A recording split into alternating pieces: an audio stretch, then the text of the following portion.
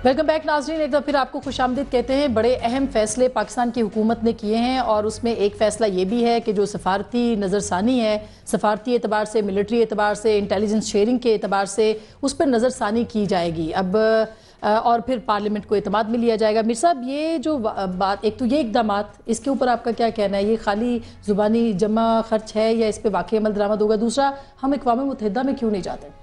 पहली बात तो यह है कि ये जो आज अटैक हुआ ना, ये बज़ाहिर तो उन्होंने हमारे सिक्योरिटी फोर्सेस की एक चेक पोस्ट पे किया है, लेकिन दूसरे अल्फाज में उन्होंने ये अटैक किया है जो आपकी ऑल पार्टीज कॉन्फ्रेंस में रेजोल्यूशन मंजूर हुई थी, और उसमें आपने ये कहा था कि अब अगर आइंदा आपने हमारी खुद मुख्तारी की खिलाफ वर्जी की तो हम ये कर देंगे, वो कर देंगे। उन्होंने उसको उड़ा दिया आज।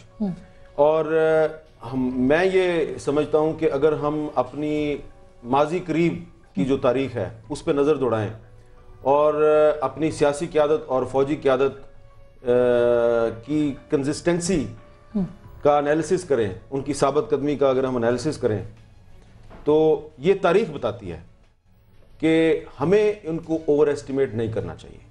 ये जब भी ऐसा वाक़या होता है तो बज़ाहिर वज़ीर आज़म और आर्मी चीफ की तरफ से ऐसे बयान आते हैं कि हम ये आइंदा बर्दाश्त नहीं करेंगे, ये कर देंगे, हम वो कर देंगे, लेकिन थोड़े दिन बाद आप देखते हैं कि रेमंड डेविस को सारे के सारे मिलके अमेरिका को वापस कर देते हैं। हम अफोर्ड नहीं कर सकते ना? नहीं, अफोर्ड नहीं कर सकते, या आपके अपने पर्सनल इंटरेस्ट जो है वो स्टेक्स पे हैं, आपके बच्चे बाहर पढ़ते हैं, आपके बैंक अकाउंट्स बाहर हैं, सबका यही मामला है, जर्नैलों सबका यही मामला है। और बहुत से जर्नैल जो हैं वो इस वक्त भी उनकी एप्लीकेशन पेंडिंग पड़ी हुई हैं, उनके बच्चे जो हैं वो अमेरिकन सिटीजनशिप लेना चाहते हैं। लिहाजा ये बहुत तल्ख बात मैं कर रहा हूँ कि एक पाकिस्तानी की हैसियत से मुझे बहुत अफसोस है कि माजी करीब में जब रेमंड डेविस का मसला हुआ था तो वो आपका टेस्ट केस था। आप सब ने मिलकर, पंजाब हुकूमत ने, वफाकी हुकूमत ने, फौज ने, ISI ने मिलकर पूरी कौम के जज्बात को एक तरफ रखते हुए आपने अमेरिका को खुश किया और आपने उसको उसके हवाले कर दिया, और पहले जज्बात को उभारा भी। मुझे लगता है कि इस मामले में भी अल्टीमेटली यही करेंगे। इसलिए पाकिस्तानी कौम को इस सूरत हाल में मुत्तहिद होना चाहिए और अपनी इस्टेब्लिशमेंट पर और अपनी सियासी क़यादत पर ज्यादा एतमाद नहीं करना चाहिए। आपने जो कहा कि हम अक़वाम मुत्तहिदा में क्यों नहीं जाते, वहां पर भी हमारा यही मसला है। हम अपना केस वहां पे बहुत ज्यादा एतमाद के साथ और बहुत खलूस के साथ नहीं लड़ते। क्यों?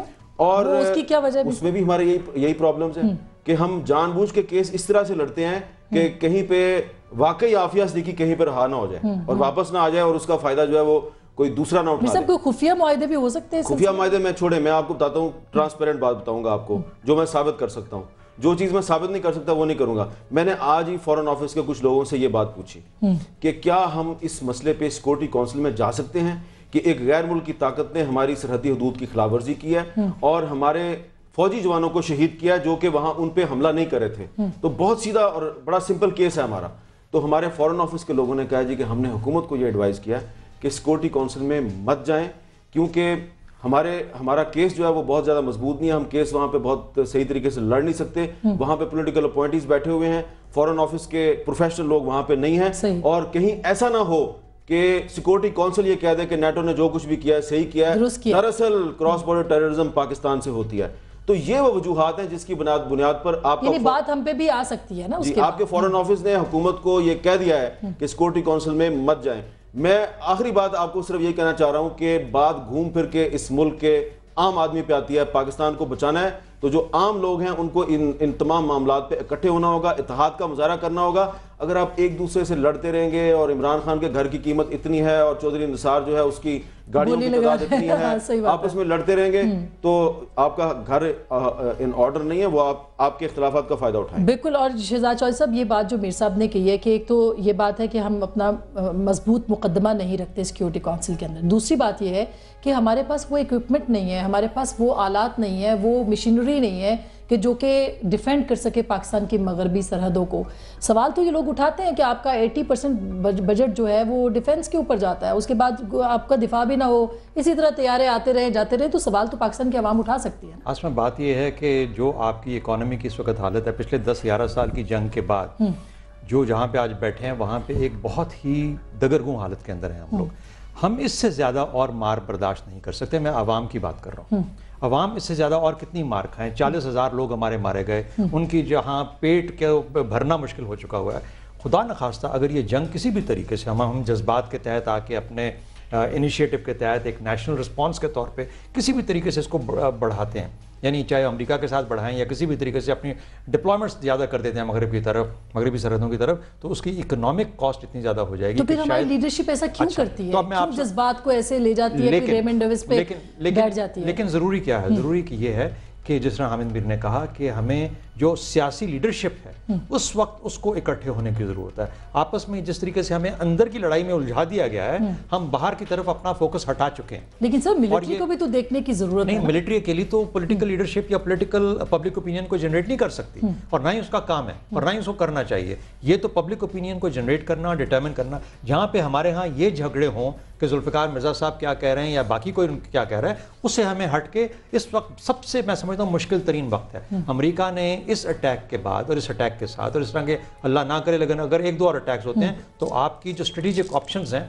उसको आहिस्ता आहिस्ता नैरो करना शुरू कर दिया। यानी आप उस जगह पहुंचे कि आप फैसला कर लें कि आपने हमें टेक ऑन करना है या हम हमारे साथ मिलकर चलना है। ये आप आज नहीं डू और डाई नहीं, आप 2-15 दिन के बाद इस जगह पे पहुंचेंगे इस फैसले के ऊपर। अगर आप खुदा न खास्ता अगर बहैसियत कौम जज्बात के अंदर आगे कोई ऐसा फैसला करते हैं कि हम we will take them on, और उस तरीके से टेक देम ऑन जो कि अकल से दूर हो, यानी एक एक्टिव वॉर हो, तो फिर खुदा न खास्ता आपके लिए मुश्किल हो जाएगा बचना। इसलिए जो भी करना है एक्शन, चाहे वो यूनाइटेड नेशंस में जाना हो, जिस तरीके से हो, आप अंदरूनी तौर पे आप हटें वहां से, आप कहें कि हमारा इलाका हमारी जिम्मेदारी है, आप यहाँ पे नहीं आएंगे, हम जंग नहीं करेंगे आपसे, लेकिन हम अपने, और फिर एक्शन कीजिए अपने यहाँ।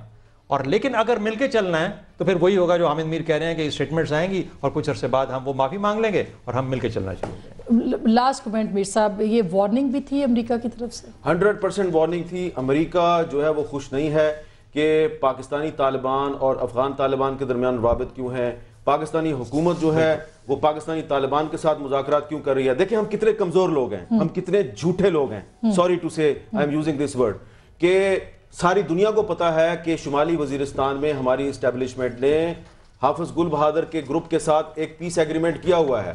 जनूबी वजीरिस्तान में आपने मौलवी नज़ीर के साथ एक पीस एग्रीमेंट किया हुआ है।